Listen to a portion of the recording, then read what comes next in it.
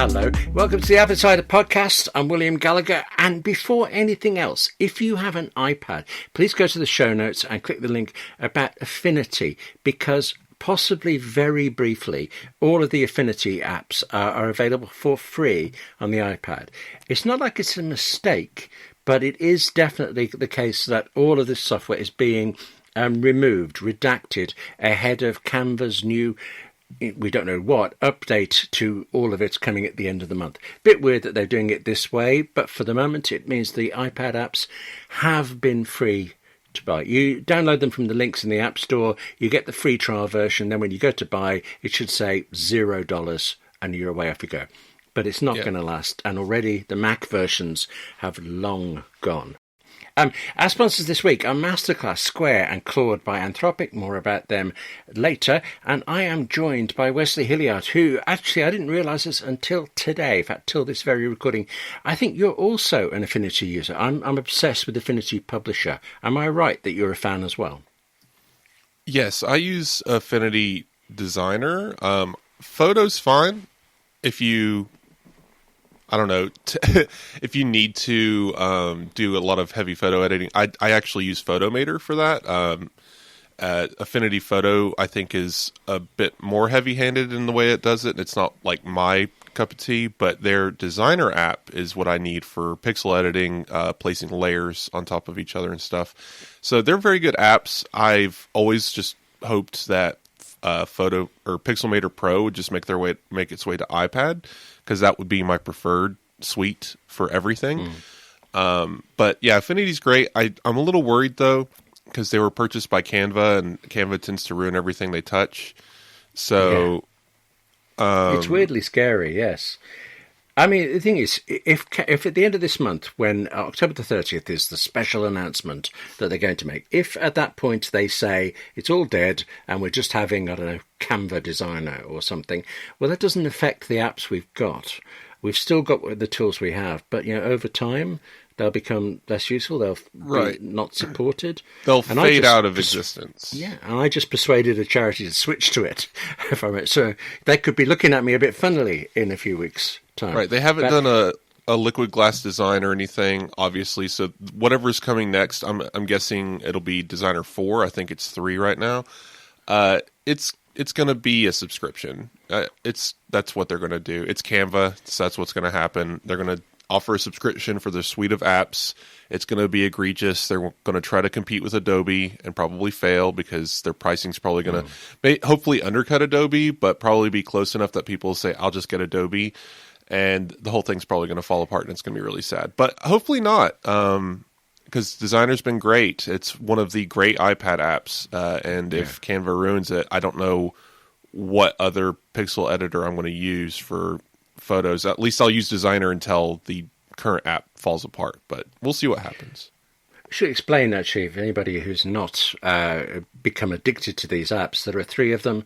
Affinity Designer, this is crude, but you could say it's like Adobe Illustrator. You could say Affinity Photo is like Photoshop, and you could say Publisher is like InDesign. I think in every case you're right, but it's underselling them. They are their own things. Those are the exact niches they fit. It's and what they've you're had one of the advantages. Yeah. One of the advantages of them has been that it's been a one-off price for each of them, while Adobe has been a subscription. So we don't know, but it does seem very likely Canva will remove that, and that will make me have to reconsider. Yeah.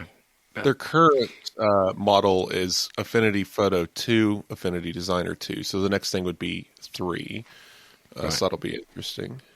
I should say, actually, I'm addicted to it more on the Mac, but when I've been away and I've had to do stuff, client work on magazines and things, to have the full thing on your iPad has been astounding. Actually, it's just gorgeous on the iPad, so I hope it will continue in at least a good form. But we'll find out more about that on October the 30th, somewhat sooner than that. I should tell you that AppleInsider Plus this week, AppleInsider Plus is the extended ad-free version of this podcast, and it's a special.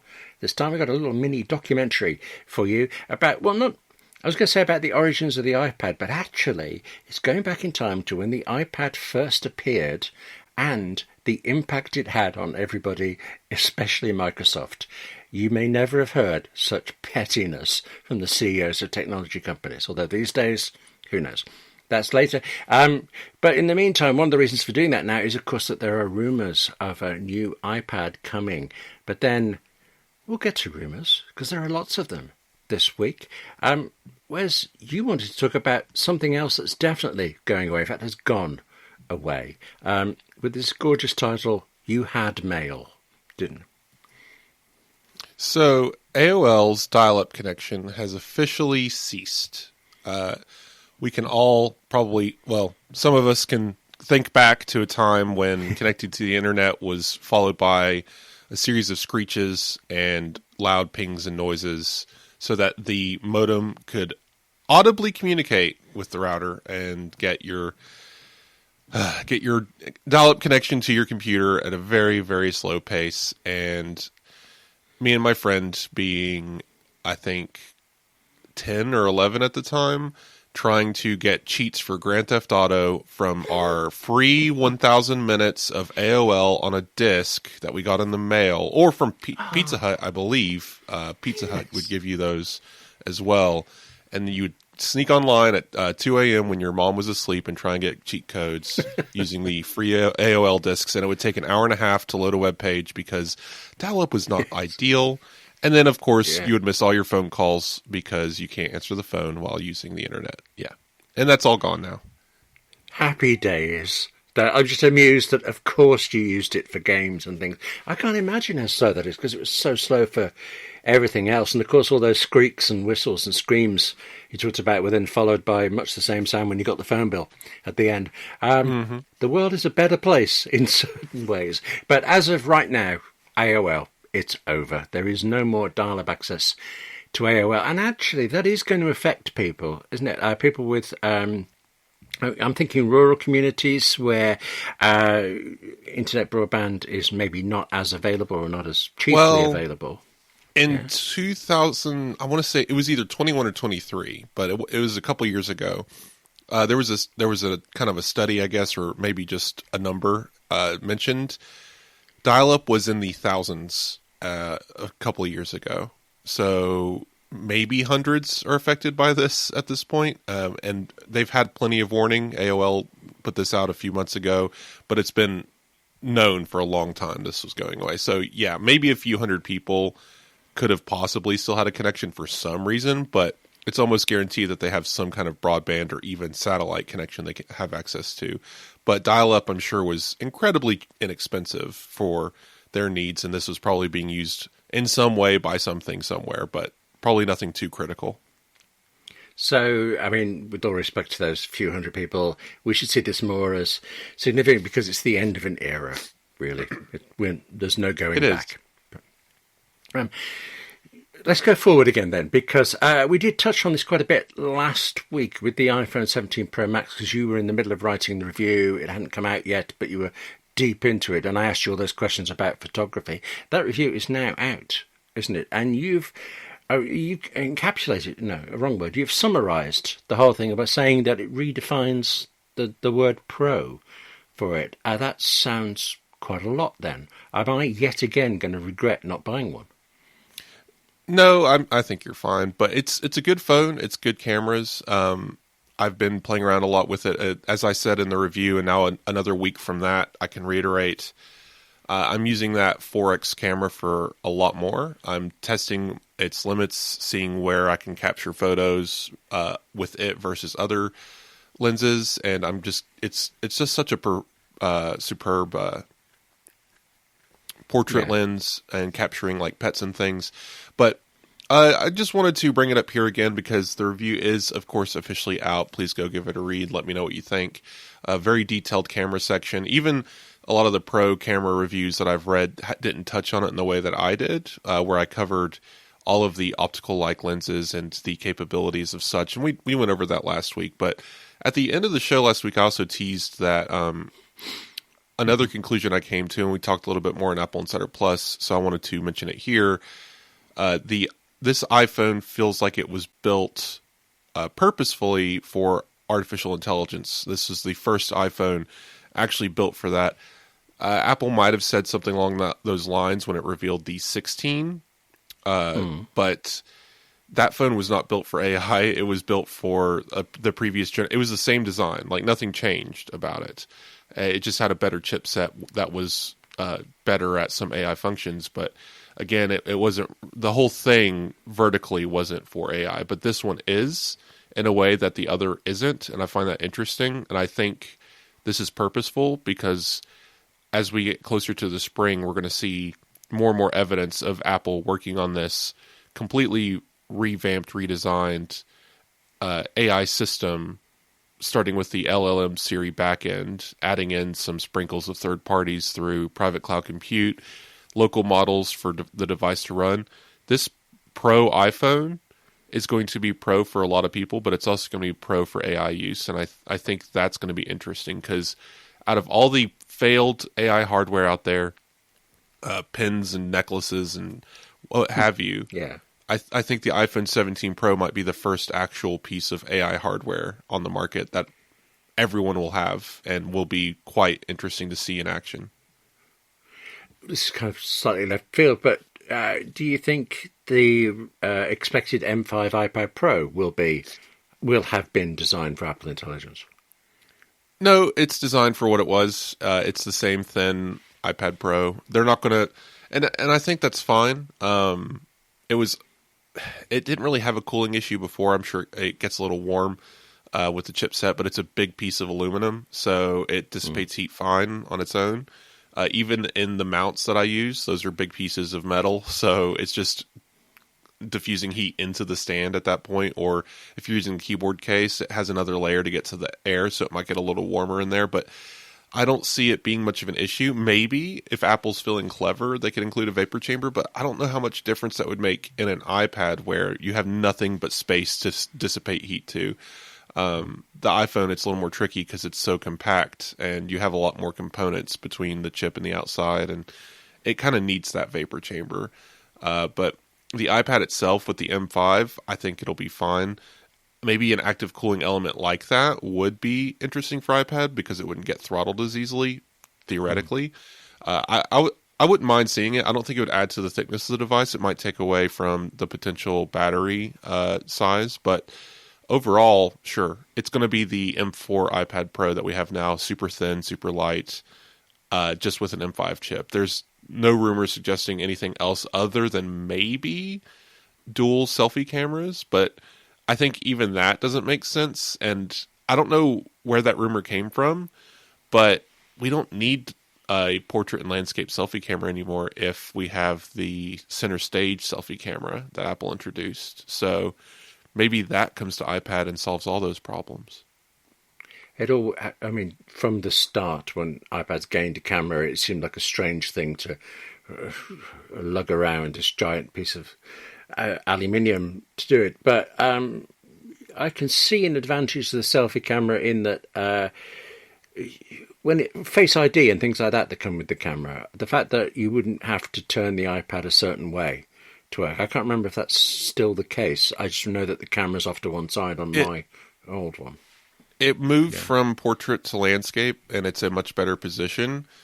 And some people assumed that Apple would have it in both orientations so that your FaceTime calls would be more natural, and you could hold the camera, you could hold the side of the iPad and not block a camera or something.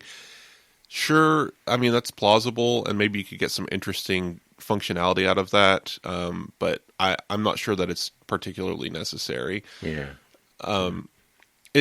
Apple's treating the iPad more and more as a landscape device, so I think it's fine as is. I would be more interested in a second USB-C port than I would a second camera at this point, but we'll see. I think the M5 iPad Pro is going to be what it is. It's going to be what the M3, M2 iPads were. Iterative. It might add an Apple Pencil function of some kind, but the hardware is going to stay the same for a while. We just got a redesign, so I'll be very interested in seeing what comes from this. But another Apple Pencil feature. Please don't let there be yet another Apple Pencil to choose from. Okay. No. Just another. You know how they do. They add hover. They add things. Well, it was crossing my mind that as you're talking, the largest possible screen there is on a portable device, we should talk about the smaller one because I know you've got the Apple Watch Ultra 3. Have you also been using the SE 3, or has someone else been doing that one? No, I believe Andrew got that review. And right. Yeah. Yes. So the SE3 quickly is what it is. It's the entry model. It kind of takes away from the Series 11 enough that if you're iffy, just get the SE3. It does enough. But for me personally, I want all the metrics I can get. So health-wise, I would want the Series 11. It has all the things, including the new hypertension notification, sleep apnea detection, stuff like that. The SE3 has temperature sensing, but that's where it kind of cuts off. It doesn't have blood oxygen detection. It doesn't do hypertension. It has the first generation, it has the previous generation heart rate detection, whereas the latest Apple Watches have moved to an electronic version of that, or electronic heart monitors, or whatever the word is. So it's just different. That's why it can't do those things in spite of having the S10 chipset. But it overall is a good device. And like the iPhone SE was for a long time, it's also the only way to get a smaller Apple Watch, because the smallest Apple Watch series model is now the size of the original large Apple Watch, 42 millimeters. I didn't realize that. They've slowly trained us into the larger size. Okay. Yeah, but the SE3 review is good. Go check it out. I did the Ultra review. I had some fun with the photos because it's just an interesting watch to look at. Very rugged, very large, but not too big. We don't need to dwell on it here. I just recommend everyone go read the review. It's very much an Apple Watch. I wasn't negative, so to speak. I'm enjoying this device, but I want to be clear that you're not really getting anything from this device that you're getting from an Apple Watch. I mean, you can hold down a button and get a siren to go off. The action button's interesting but unlike the action button on iPhone, which feels a little bit more infinitely programmable, I guess this one is the same. You get a list of predefined functions and then shortcuts and control center actions. So, okay, it's like the iPhone one, but I don't know. For some reason, it feels more limited in scope, but that's just me. The device itself is fine. As a ultra device, looking at its specs, great. You can go deep sea diving. You can go to an Arctic tundra. You can survive in a desert. But most people aren't going to do any of those things, and they should still consider this device. It's fine for what it is. Like, it's just an Apple Watch with more battery life. That's the way you should look at it. Don't really get spooked out by the ruggedness of it. Don't get spooked out by the extreme sports version of it, because it's just, a lot of people buy these sports watches, Garmin's and stuff, and have no intention of using them for what they are. Like buying like a Ford pickup truck. Most people who buy these trucks don't use them as trucks. They just use them as compensation mostly. So I think the Apple Watch Ultra is great for the battery life, great for it's a very large display. It's not too big on the wrist. Honestly, it's like the other watches. It disappears into the background. I'm not thinking about it being there. It doesn't feel too heavy, and it gets the job done. So, yeah, go check out that review.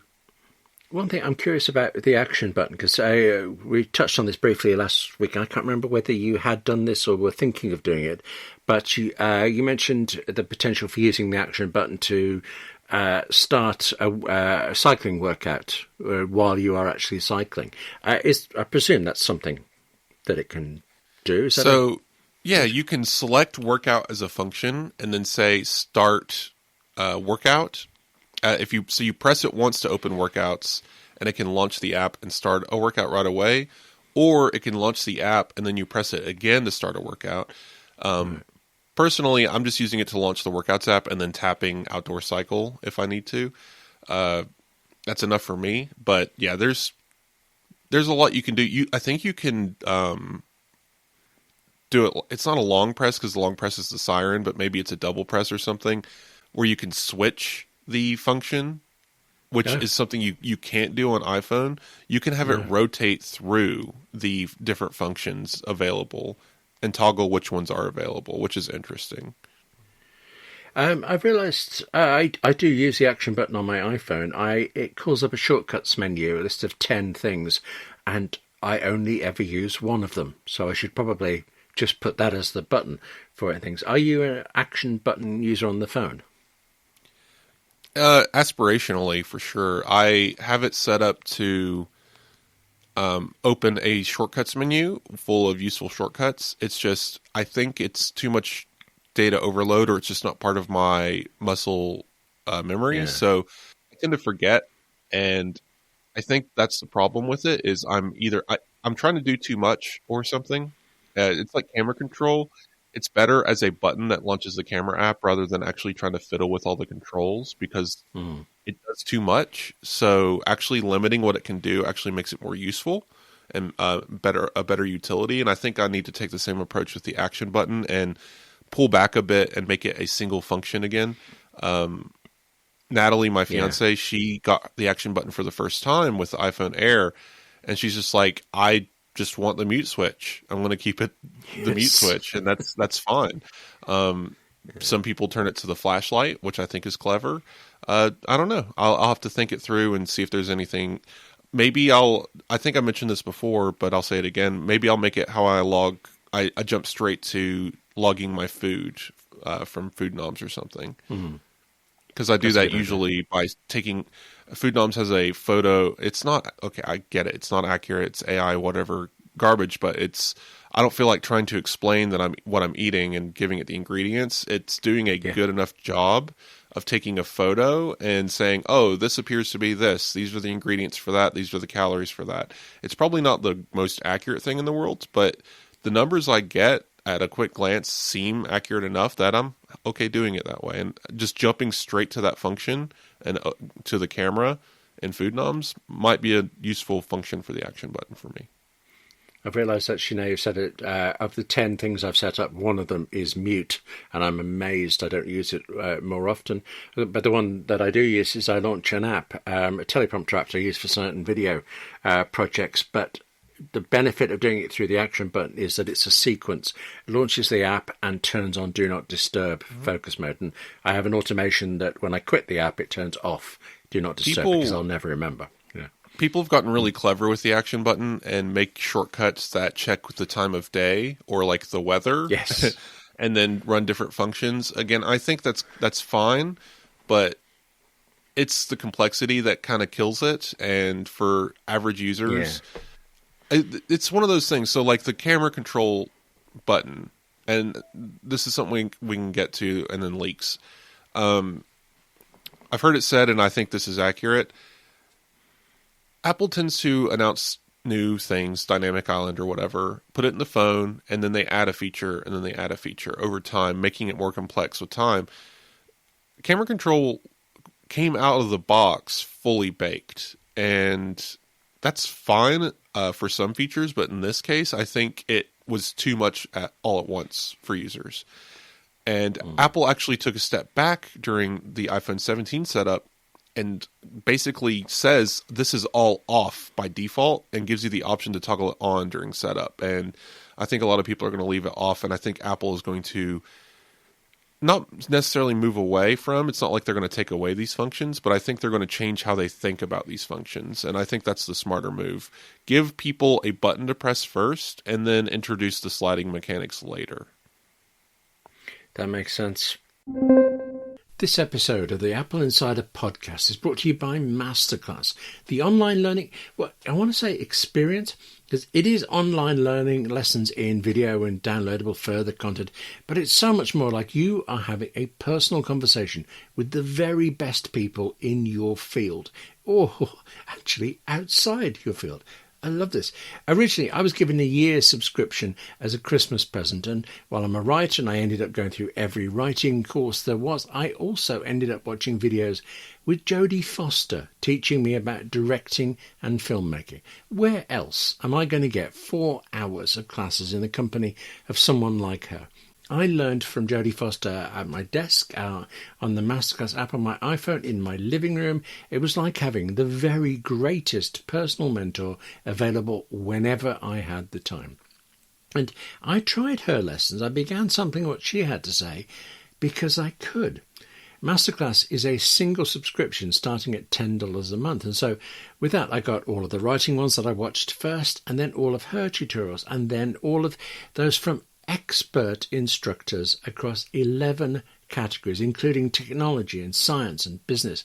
Every instructor is famously, and I mean famously, they are celebrity famous at the top of their field, and everyone is here because they are also superb at communicating their knowledge and their experience. So Masterclass gets you specific information, specific tools really, but with me, I also found I was just boosted by Foster. It was like she was talking to me as an equal, as someone who equally shared her passion for her subject, and it was uplifting. So you can tell, I'm quite keen on Masterclass. Right now, our listeners get an additional 15% off any annual membership at masterclass.com/AppleInsider15. That's 15% off masterclass.com/AppleInsider15. Masterclass.com/AppleInsider and then the digit 1 and the digit 5. And thanks to Masterclass, both for supporting the Apple Insider podcast, but also for all that I have been learning from it. Can we just take a moment to reflect on the fact that it's a couple of weeks since the iPhone was announced and all of the rumours stopped because the truth was out. No leaks, everything was peaceful, we were just getting on with things, but now we've already hinted about this. There are leaks aplenty this time. Could we start though with, I mean this is personal interest because I really want one, the M5 iPad Pro. Allegedly, every detail leaked before the launch, and I have some suspicions about this, but do you know the leak and do you believe it? Well, this is the same thing that we saw before with the Russian YouTubers getting a hold of an iPad, or a MacBook last year, actually. And I can't remember the super specifics of it. It appears in hindsight that they did actually get a hold of a MacBook, but at the same time, it was still sketchy because they had the incorrect box art at the time, and later turns out Apple did just reuse that box. But this iPad, same deal, old box art, also lacks the certification nonsense that goes on the bottom. But it seems also it's just the same iPad, right? Externally. So I could go right now and make a YouTube video holding up my iPad saying that I have the M5 iPad Pro, because it's what I was getting at before. Nothing externally is going to change. But what they did is they did Geekbench tests and all these benchmarks things to tell us what the M5 can do. And it seems a little off on that front too. So I don't know. It doesn't matter if it's real or not. These things are coming very soon. So I'm slightly perturbed there because I watched at least some of the video, and I thought, rubbish, that box is exactly the same as last time. I didn't remember that had happened last year, so it could be real. And I could get what actually I think is a very ugly box for an iPad. I mean, that's not going to persuade me for or against buying, but, it did seem an unusually ugly iPad Pro box. Yeah, you're just looking at me now, I can tell. In that case, how about things that, well, I don't know whether to call these leaks or not, because we obviously weren't supposed to know about some of this stuff. It's obviously real, so it's not some, so it can't be somebody making up, it can't be an insider stuff. It's the FCC accidentally pushing the wrong button, isn't it? And telling us something incredibly useful about the iPhone 16e from months ago. Well, so it's really interesting. This is probably because this is something that it happened like 4 times in the same day, and there's a lot of things that can be said about the U.S. government right now, and incompetence is up there. Not to be too mean, but there's a lot of mistakes being made across the board, and the FCC, I think, is not immune from these issues that are going on.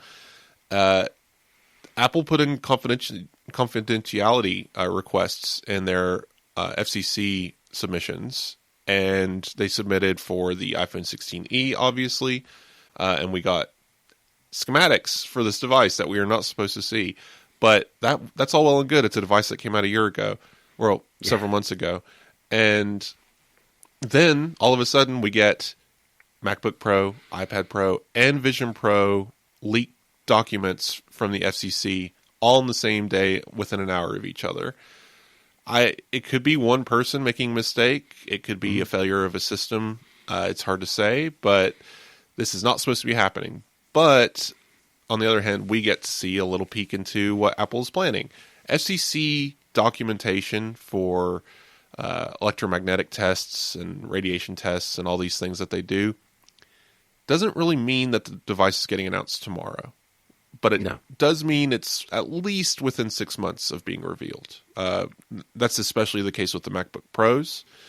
We're expecting M5 possibly this month, if not November. But that's still up in the air. And if M5 is revealed, we'll get the iPad Pro, the M5 base model MacBook Pro, and MacBook Air at the most. Maybe a Mac Mini. Don't quote me on this, but we are not getting the M4 or M5 Max or M5 Pro chips until the spring at the earliest. So those products will not be announced this fall for sure.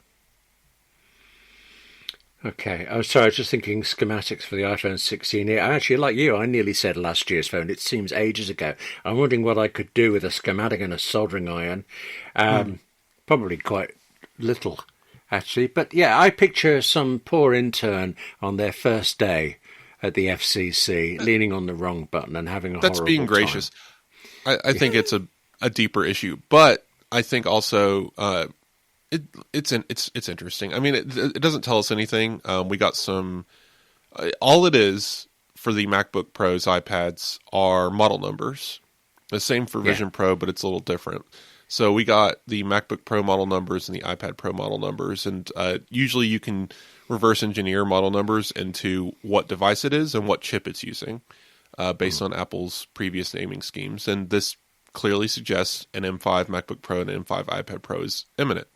And then we have a Vision Pro, it's like a radio exam, basically, for Wi-Fi and whatnot.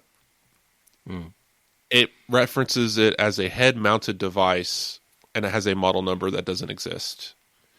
This one's a bit weird, because the A3416 would be this new head-mounted device, whereas Apple Vision Pro is A2117.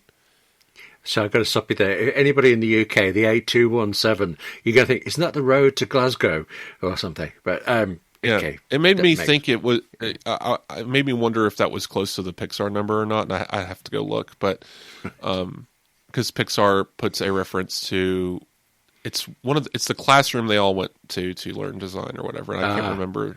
It's A something, but it's very similar sounding to the ear, but I don't think it's the same number. Anyway.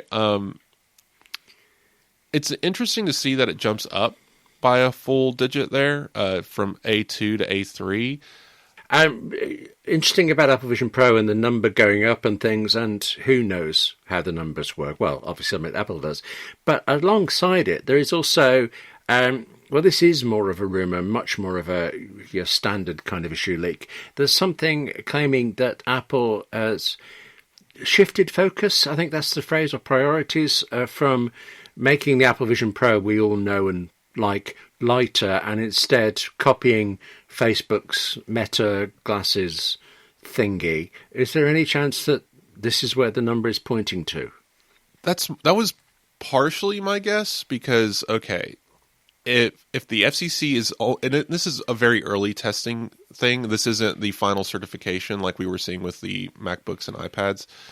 Yeah, so the Vision Pro, or head-mounted display, or whatever the FCC wanted to call it,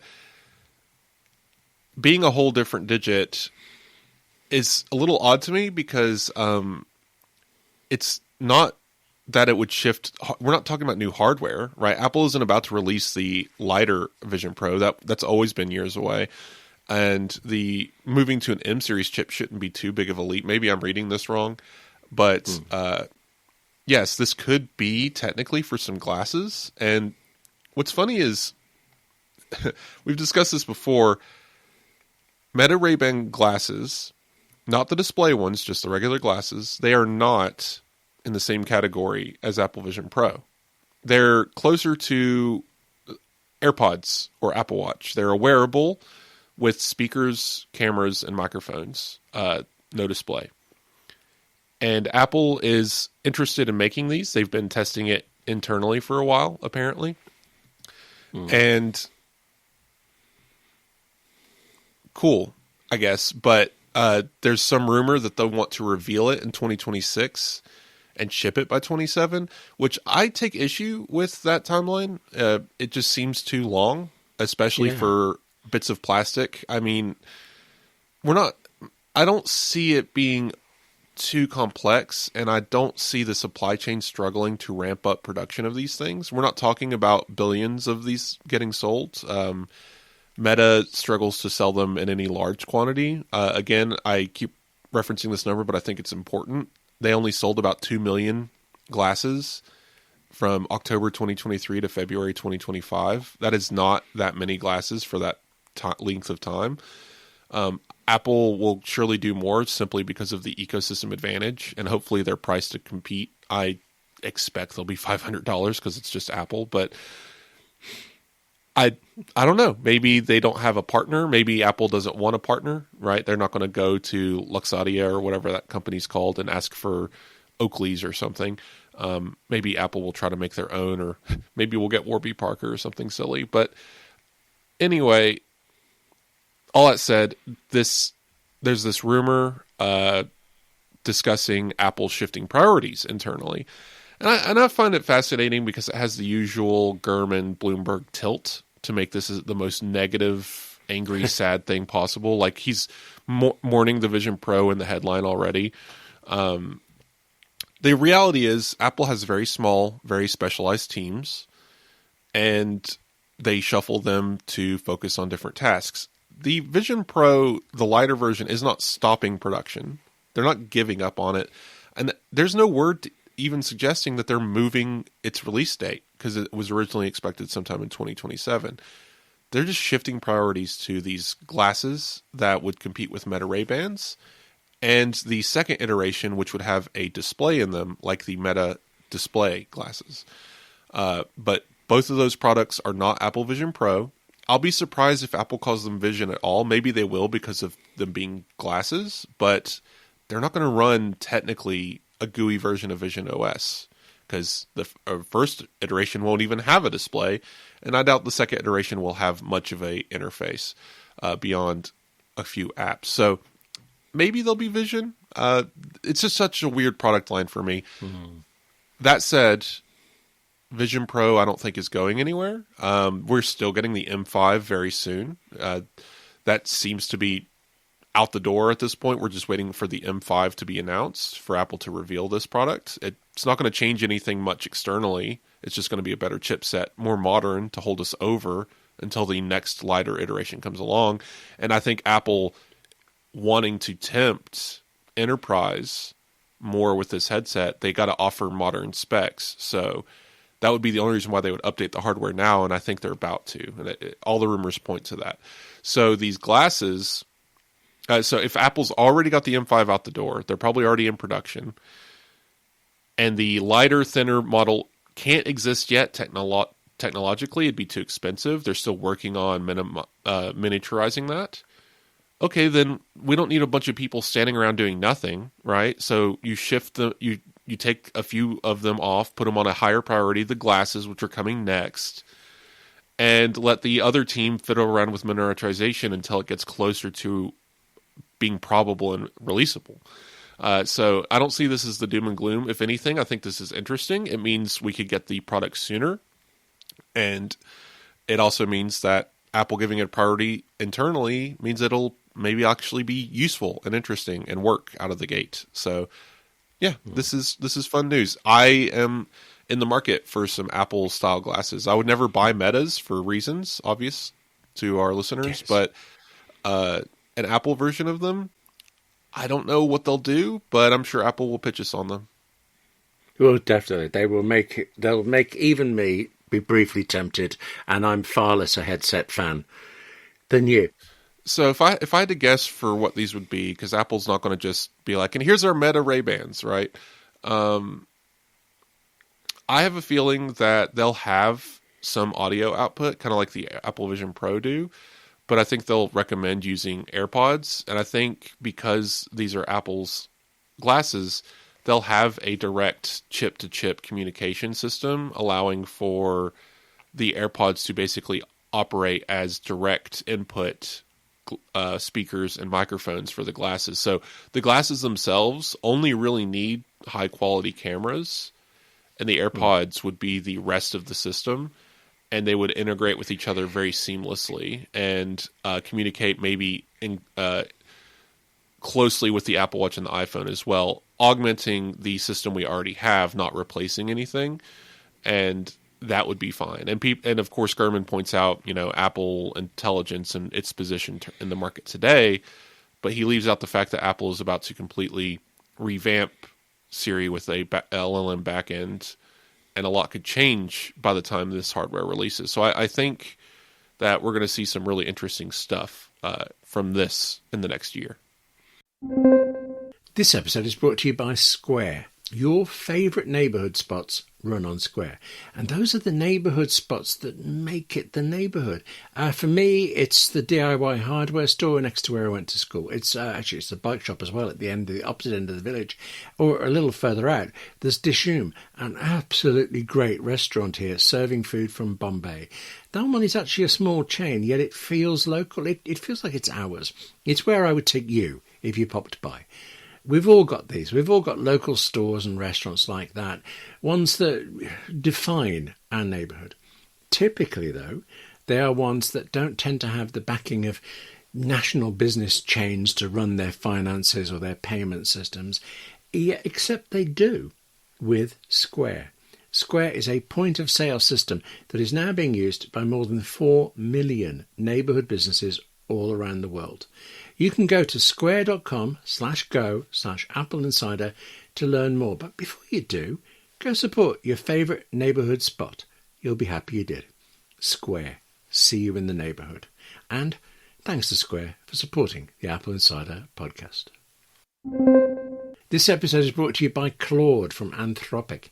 If I'm writing a history article for Apple Insider now, well, I've tended to start by asking Claude to find all the previous ones on the topic. Somehow Google was never as useful at surfacing what I need, and actually I realise now I may not have used Google since I started using Claude. It's also an AI tool for more broad things, like I've actually asked it for advice about nightlife in a part of Paris that I'm going to, but that I don't know. For that matter, it found a sale on Eurostar trains to Paris that I would have totally missed. I gave Claude my hotel address when I had it. I gave it the dates I'll be there when I knew them, and I guessed at what times I would be free. And yeah, it rattled off the nightlife. It gave me Parisian cafes. It gave me bookstores that I could browse in as well. Claude gave me specific answers, and it found specific deals when I wanted it to, and it gave me a general guide for every aspect of a trip. It always gives me a guide for starting research into topics. Claude is the AI for minds that don't stop at good enough. It's the collaborator that actually understands your entire workflow and thinks with you, not for you. Whether you're debugging code at midnight or strategizing your next business move, Claude extends your thinking to tackle the problems that matter. Ready to tackle bigger problems? Sign up for Claude today and get 50% off Claude Pro when you use my link, claude.ai/AppleInsider. So that's Claude, CLAUDE.ai/AppleInsider right now. Go there right now for 50% off your first 3 months of Claude Pro. That includes all of the features mentioned in today's episode. Claude.ai/AppleInsider. And thanks to Claude from Anthropic for supporting the Apple Insider podcast. We are, of course, extrapolating from what I'm going to call a traditional kind of leak. We don't know really, but reasonable sources There's no say. information here. The leak itself is very empty. He writes a lot of words around it, but the entire story is Apple moved people from one job to the other. That's the whole story. Right. But contrast that with the FCC leak, which is undeniable, factual. There it is. Somewhere in between the two is the last leak we want to talk about today, which is Samsung's president did not say they're making screens for the iPhone Fold, but nearly did, didn't he? Foldable OLED displays that will be supplied to a North American client. Oh, it's the Trump phone. Well, No. you know, we do have Google. They make foldables. True. Yeah, so might not be Apple, might not be anything at all to do with Apple, but you think it is, yeah? I mean, it could just be Google. They're in, what is it, Redmond, California? Sure, but that counts, yes. It's I don't know. These things are, people love reading the tea leaves on this stuff. A foldable is very much, I guess, theoretically possible. It's on the way. A lot of rumors point to it. We've been a year away from a foldable forever. I have a very strange feeling that we're going to get to March and hear that it got delayed to 2027. But yes. So before we move on from leaks, let's lay out Apple's 2026 so far, because this is, according to the rumors, in 2026 we are going to get a completely redesigned, revamped LLM backend Siri with App Intents, on top of an announcement for Meta Ray-Ban style smart glasses, on top of a foldable iPhone, new Apple Vision Pro. Like, this is a pretty crazy year in terms of, like, we haven't seen a year like this since the Apple Watch. Right? Because the Apple Watch came, we got the new iPhones, like iPhone 6s very soon around that period. Like, a lot of stuff happened at Apple all at once, and it was pretty interesting, a very big hype cycle. And a lot of people, if the rumors are correct, it seems like 2026 could be a pretty strong, like, hype cycle for Apple, and maybe hush some of those people who think Tim Cook is a bad CEO or whatever. Interesting. It does seem like we're building up to something. We're always building something up to something with Apple. But I'm not buying it. I think the year is going to be a little bit quieter. Something's going to get pushed. It's probably going to be that foldable. But a new AI system and smart glasses, totally plausible. I think that's realistic. It's interesting that I think you're far less interested in foldables than I am. Just this week, I've missed the model name, but Huawei, if I'm even pronouncing it approximately right, unveiled a foldable that I would have bought in an instant, assuming the price was affordable, and it didn't run Windows, but it did run Windows. Did you see this? It's imagine a MacBook folded out, but both sides, the lid and the thing, it's just one single seamless screen that folds over. So it's like a gigantic iPad that turns into a laptop. It looked great in the 2 seconds of video I saw of it. It's inevitable that we'll get there. I don't really understand the utility of such a device. Yeah, but you want one, don't you? No, all right, you don't. I do. Okay. iPad, like, so this is where it gets weird. It would almost be like having two iPads. Yeah. So when we get to the point where foldables happen, if they do, because I'm still skeptical, but if we get to the point where you can take an iPad mini and open it to an iPad Pro, that's fine. But taking an iPad Pro and opening it up to a MacBook, that gets a little unwieldy at that point. And then the bottom is a touchscreen keyboard. Yeah. Or do you put a physical keyboard in front of that? And now you have two panes, a vertical one and a horizontal or a flat one on the desk that you can interact with in different ways. I'm not sure what we're going for here. This is where it runs into, like, it's the faster horse situation. We have trouble imagining what's next computationally, what's going to revolutionize technology and people and humans. So we take what we already have and imagine what could be next for it. We look at a MacBook and say, what if we take the MacBook and just make it all display? What if we make the keyboard a touch display? Because that's what happened with the iPhone. The iPhone revolutionized phones in general by taking away the physical interface and turning it into a digital one so that it can become whatever you're doing at that moment. Why don't we just do that with the MacBook? It's like, well, it's great in theory, but it doesn't execute in practice. The tactile feedback of the keyboard is too important. And having a touchscreen, a display down there, doesn't really serve that much of a purpose. We saw this with the touch bar. It was great, except you have to look at it to use it, which is not how we use keyboards. We don't look at them usually. You learn how to type, and you can type without looking. So it doesn't feel like it's a particularly interesting utility. And so, just like foldables in general, it's trying to solve a problem that we don't really have, especially anymore, as augmented displays and stuff like that, digital displays become more and more the norm. I mean, we're not very far away. We're within, so Meta wants Orion to be a reality by 2027, 2028, which means once those become the norm, forget your $4,000 foldable 27-inch display. You just put on a pair of glasses and have a 30-inch 4K display floating 6 feet in front of you, right? Like, that's where we're headed, and all of these other things are just concepts, and I don't think they're going to last because they would have been interesting a decade ago, but they're just not needed anymore. The reality has outpaced the imagination. If you're into glasses and AR and stuff like that, and forever you're going to be more of that way than I am.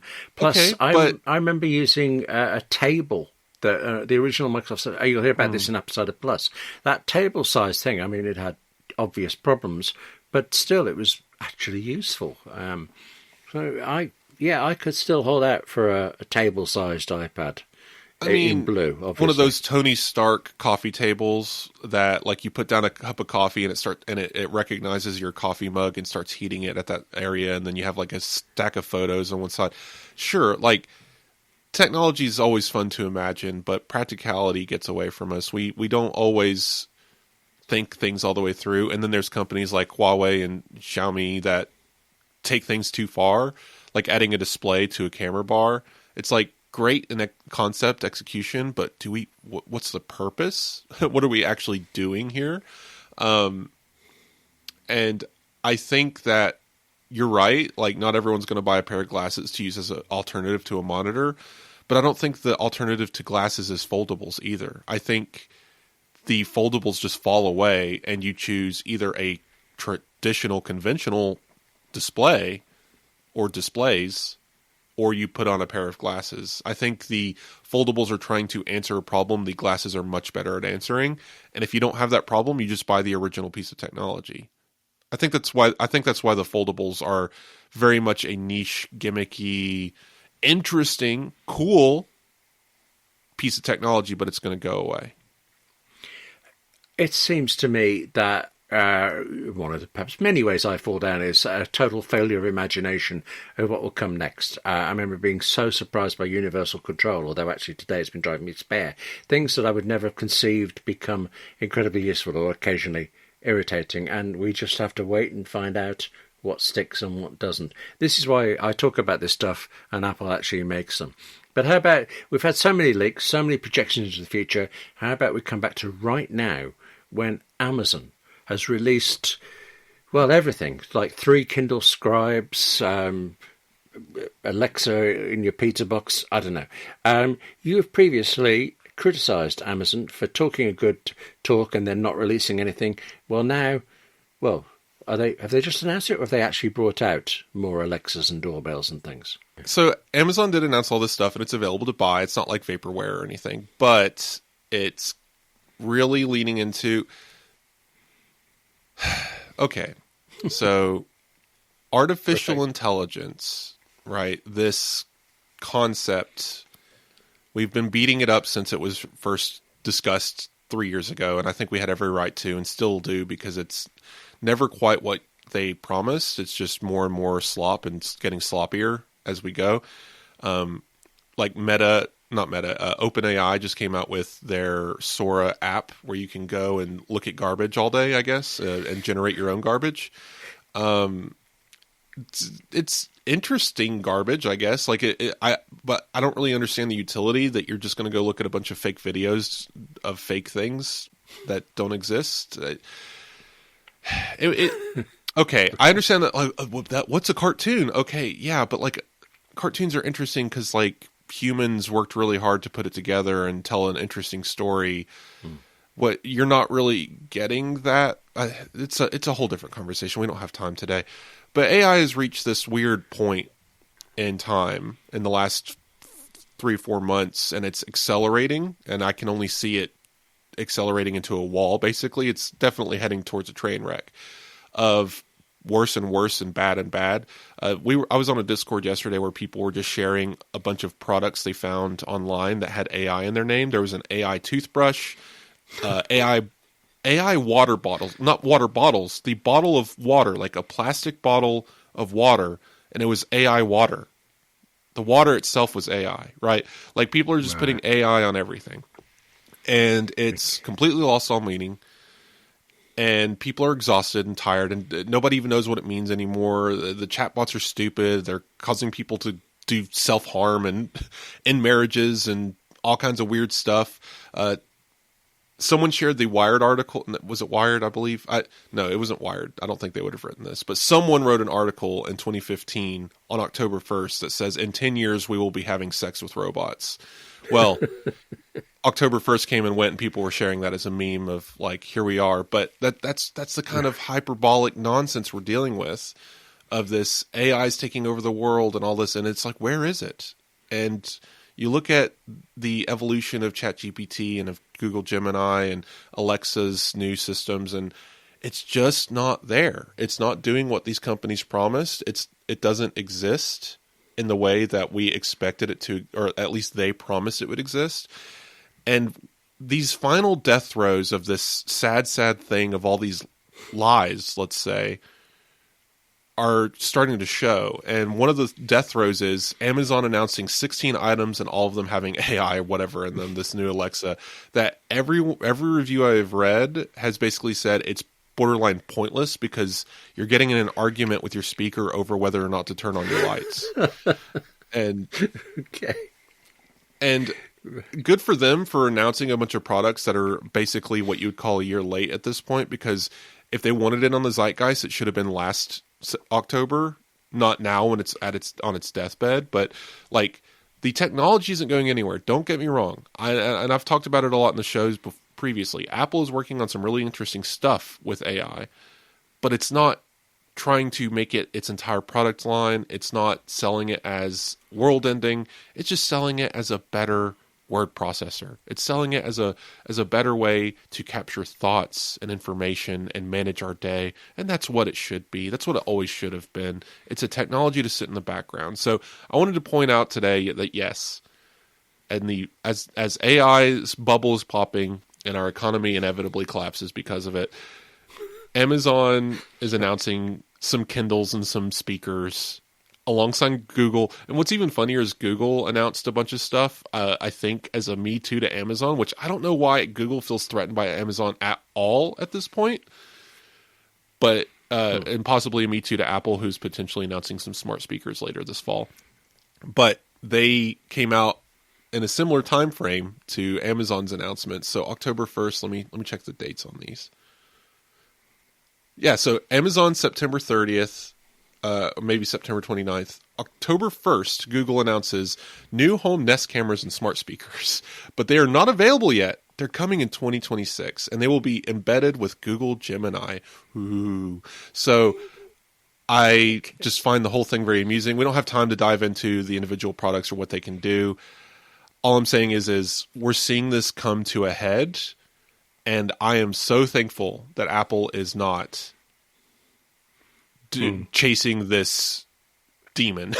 I'm glad that they're doing this responsibly and slowly, and hopefully, judging by the rumors, release something that is actually useful. Maybe it's garbage too. We don't know. We'll see. But right now, what we have is garbage, and I'm just hoping that Apple doesn't give us garbage. So, just as it all pops, Apple will finally fix artificial intelligence, and maybe they'll make us like it again. I don't know.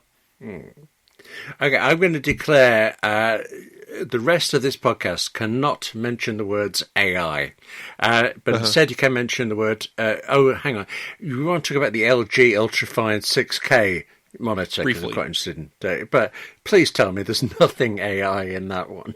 There can't be. Let's see, AI pixels that predict the color that it's going to be before. No. Okay. Thankfully, it looks like it's just a monitor. It's $2,000. So coming in, pretty modestly priced compared to our studio display. considering you're getting a 6K Thunderbolt 5 thing. So it looks nice. It looks kind of like Apple's design, except that stand looks kind of stupid. Kind of like it looks like a tongue or something. But okay, yeah, not excited by that. But other than that, fine. It's ultra fine even. If you need a monitor and you're waiting on a new Studio Display, wait no longer. This is probably a better option. Even whatever Apple announces, this is probably going to be better. I'm very... What is this? Is this OLED? IPS panel? I guess not.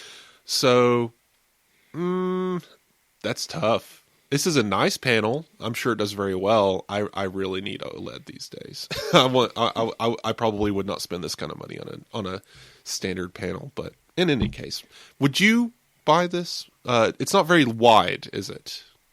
No, good point. I have a very wide monitor, but it's quite shallow, and the resolution is better than the monitors I had before, but it's still not great.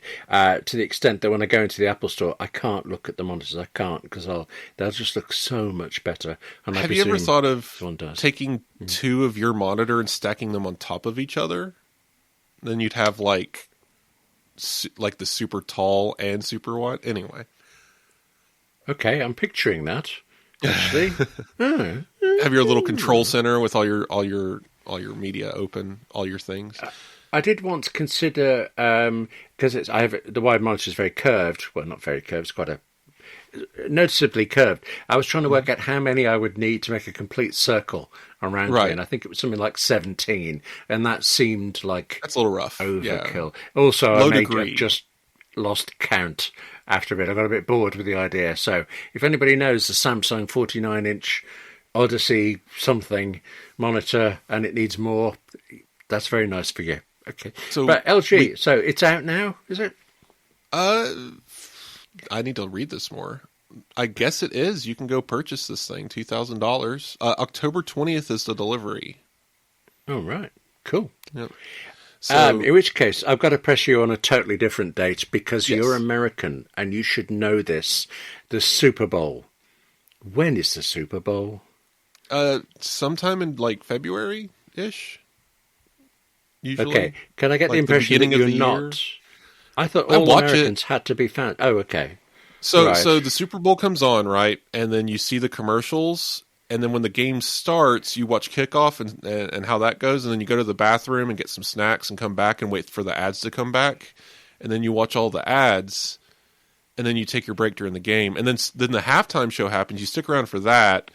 And then you kind of care about the ending of the game. And then that's about how it goes. Right. I think what we've learned is that you keep snacks in the bathroom. I'm not judging. But yes, I would watch the halftime show, I suppose. And, of course, the reason of mentioning this is Apple now sponsors the halftime show, and they have this week announced that Bad Bunny is going to be the lead, the main performer for it. In fact, possibly the only performer. I'm not sure how it works. He might have a guest or two. You never know. Yeah, good point. Because he has been on the Super Bowl before as someone else's guest before Apple took over, which I know only because I've only heard of him because of Apple Music, and every bit I hear I like. I just don't follow him particularly closely. Perhaps I will. Infectiously like addictive music. Like he makes really good beats and tones and everything. Like it's so good. I have no idea what he's saying, but it's very excellent music. I mean, I can't really say anything. I listen to a lot of Japanese music too. I recently discovered I believe she might be Japanese American, probably grew up speaking both languages and became kind of this contemplative jazz mix musician, and it is excellent. And shifts between Japanese and English. So Bad Bunny does something similar with Spanish, sticks mostly to Spanish though, and I think that'll make for a very interesting Super Bowl. Apple announced this the other day. Now, I did find a bit of trivia, though, interesting, because someone commented, who picks these people anyway? Like, is there a guy? Do you know this, William? Not a clue, no. Oh, also, I need to point out who I'm talking about. I was going to ask you, yes. MEISEMONES. Maybe I'll get a link into the latest album. Absolutely, yeah.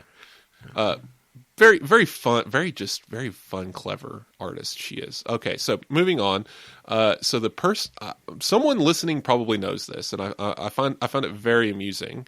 But at least since 2019, Jay-Z has been the person who picks the halftime show. That's it. It's just Jay-Z's like, you do it, and they're like, okay. That's the whole process. That's excellent.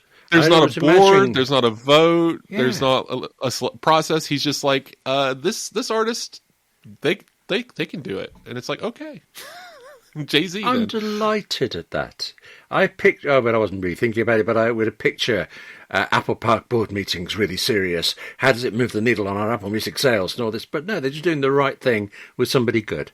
Excellent. Well, so Jay-Z knows what he's doing, right? He's been around for a while, and I find this interesting because I think the mentality behind it is, and I found an article on this, and I don't have the link, but it was probably Hollywood Reporter or something, but they were basically like, look, it'd be different if he picked someone and it was bad, but every time he picks, like, the Super Bowl halftime show is always a hit, so we just let him keep picking, right? Like, so I find it very amusing, but yes, good. Jay-Z.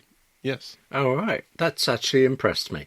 When you were talking about that singer whose name I can't pronounce, every single thing you were saying up to the word jazz was making me think of one of my favourites, Francesca Valenzuela, American-born but lives in sings in Chilean and Spanish and occasionally English and things. Let's have a link to both of them in the show notes. Absolutely. Yeah. Broaden your horizons. Music is amazing.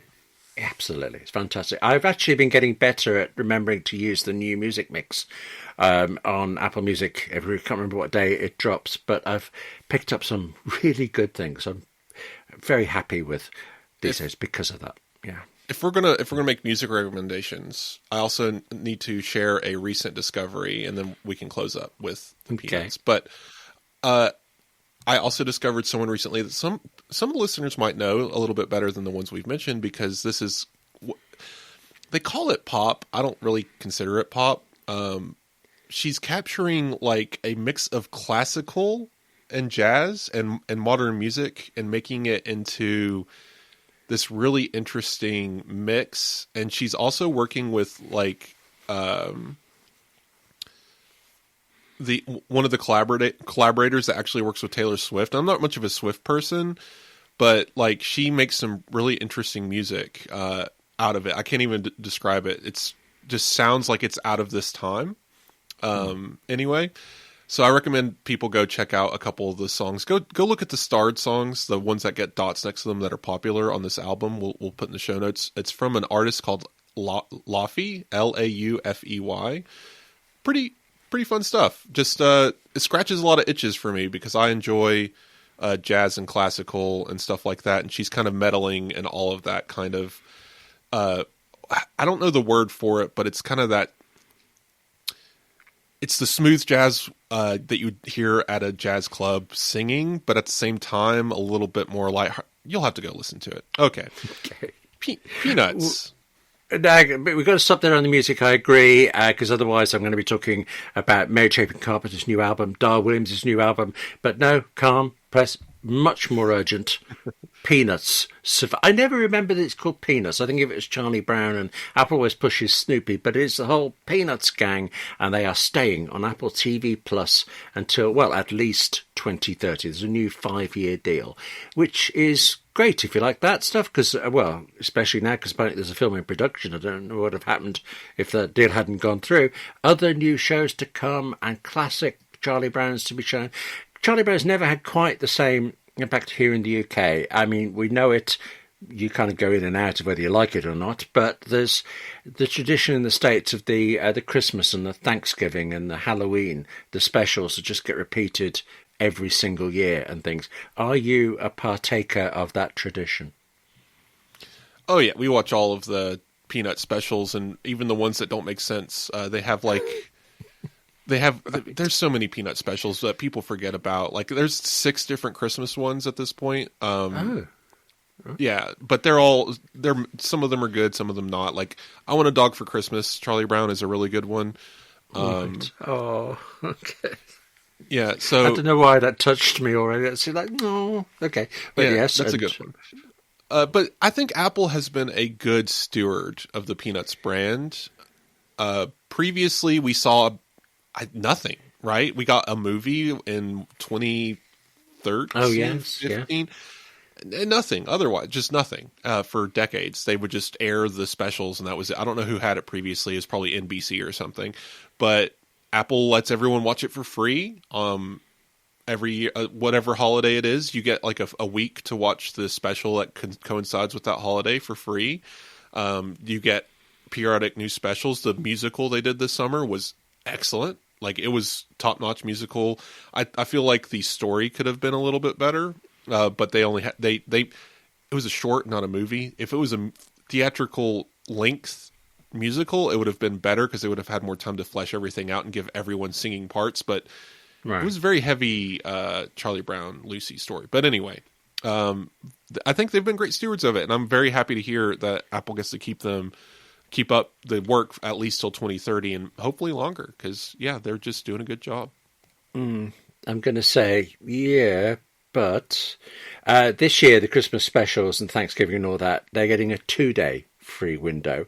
And up to the first couple of years that Apple had this, so I think definitely 21 and 22, they licensed it out to PBS to be able to screen it, as it has been doing for decades and things, and that stopped in 2023. Now, that was 1 or 2 maybe at most airings on PBS, but that was, public television, free-to-air stuff. You didn't have to have streaming, you didn't have to go online, you didn't have to make the choice of finding the right streamer for it. It was there, and it was always broadcast at just the right time for this. So the fact that it is still available is great. That it's available year-round for subscribers is brilliant, but I do think it's even here in the UK, I think it's a shame that there's a certain television history slice that's been lost. Do you know why Peanuts is called Peanuts?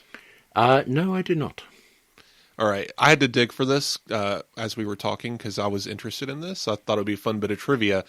It's so not wait, instead of listening to me, you went on the internet. Listen to you. Fine. I'll do both. Fine. Oh my gosh. No, it's fine. Okay. Listen, I was nodding along. People could hear me nod as you were speaking the whole time.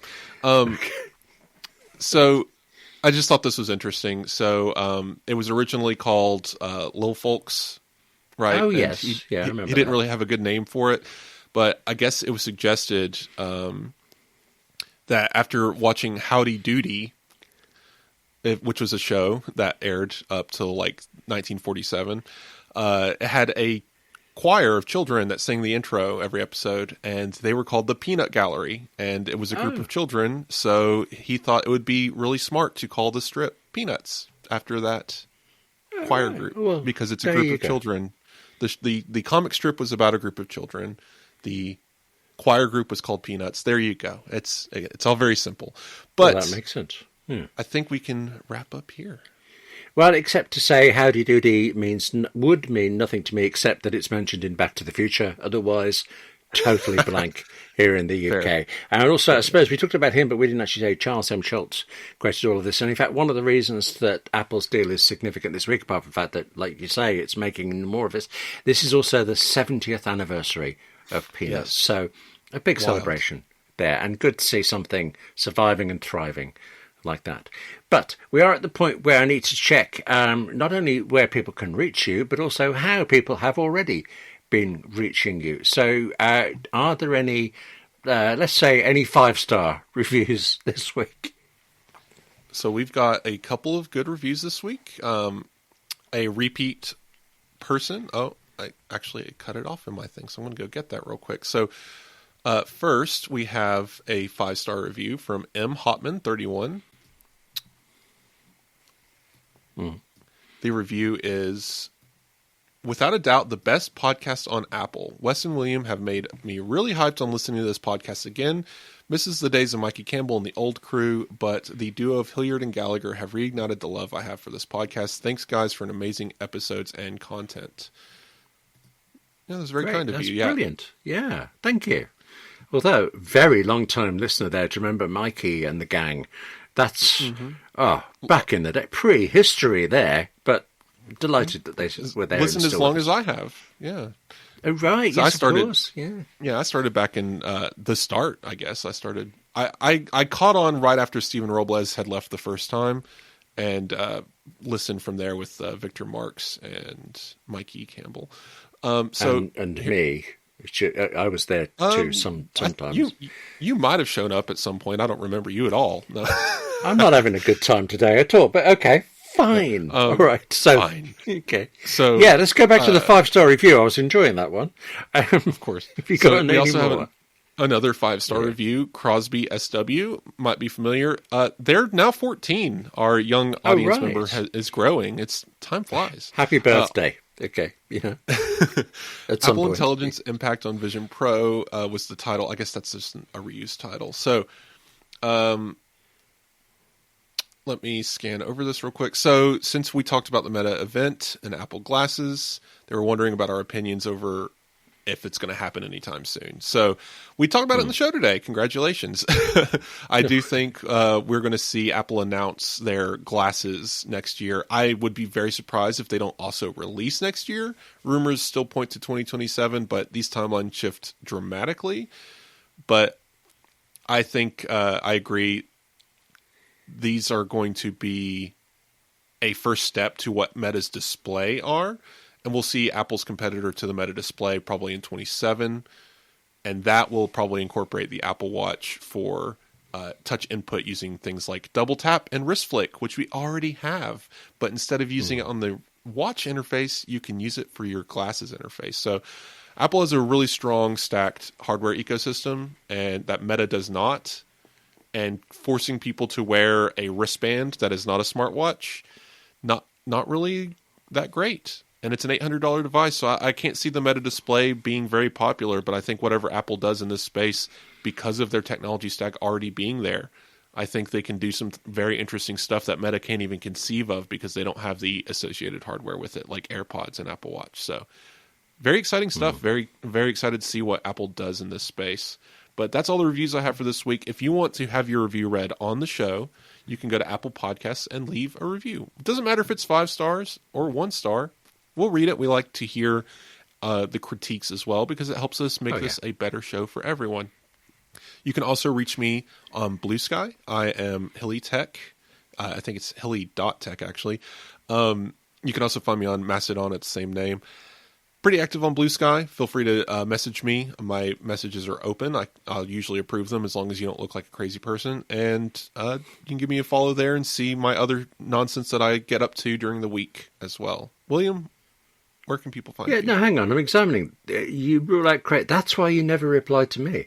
Okay, I'm sorry to feel persecuted this time. I should realise, actually, I never remember to say this, but all of our contact details are in the show notes every week, so you can check out the Hilly Tech and the .Hilly Tech. Don't know why I never remember to think of that, but mine in there are william@appleinsider.com and also my YouTube channel, 58 Keys. Now, I should say, if you are a subscriber to Apple Insider Podcast, then in just a moment's time, you're getting Apple Insider Plus. And if you're not a subscriber, well, then you're not really, but you can fix that so easily, either through Apple Podcasts Connect itself or through Patreon, and either way, it would be a great treat to have you. But in the meantime, before that happens, can I just say thank you to listening? Also, thank you to our sponsors, Masterclass, Square, and Claude by Anthropic. And also, Wes, Apple Insider Plus this week is a special, so like a documentary thing, but you and I will be back to discuss it, and who knows, more iPad news next week. Speak to you then. Yep, talk then.